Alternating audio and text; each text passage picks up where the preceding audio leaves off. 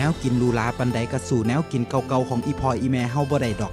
แนวกินตามธรรมชาติหลายอย่างหลายแนวเพิ่นก็หามาเฮ็ดมาปรุงให้กินได้หลายเมนูอาหารเลิศหรูระดับขึ้นห่างส่งข้ามน้ำข้ามทะเลข้ามประเทศสุดท้ายมันก็ยังสู่แนวกินบ้านๆแนวกินเก่าก่อนที่เพิ่นพากินบ่ได้จักเทื่อแนวกินของบ้านแนวกินลูลาปันใดกระสู่แนวกินเก่าๆของอีพออีแม่เฮาบ่ได้ดอก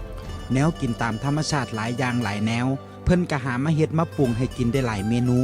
อาหารเลิศหรูระดับขึ้นห่างส่งข้ามน้ำข้ามทะเลข้ามประเทศสุดท้ายมันก็ยังสู่แนวกินบ้านๆแนวกินเก่าก่อนที่เพิ่นพากินบ่ได้จักเทื่อแนวกินของบ้านแนวกินลูลาปันใดกระสู่แนวกินเก่าๆของอีพออีแม่เฮาบ่ได้ดอกแนวกินตามธรรมชาติหลายอย่างหลายแนวเพิ่นก็หามาเฮ็ดมาปรุงให้กินได้หลายเมนูอาหารเลิศหรูระดับขึ้นห่างส่งข้ามน้ำข้ามทะเลข้ามประเทศสุดท้ายมันก็ยังสู่แนวกินบ้านๆแนวกินเก่าก่อนที่เพิ่นพากินบ่ได้จักเทื่อแนวกินของบ้าน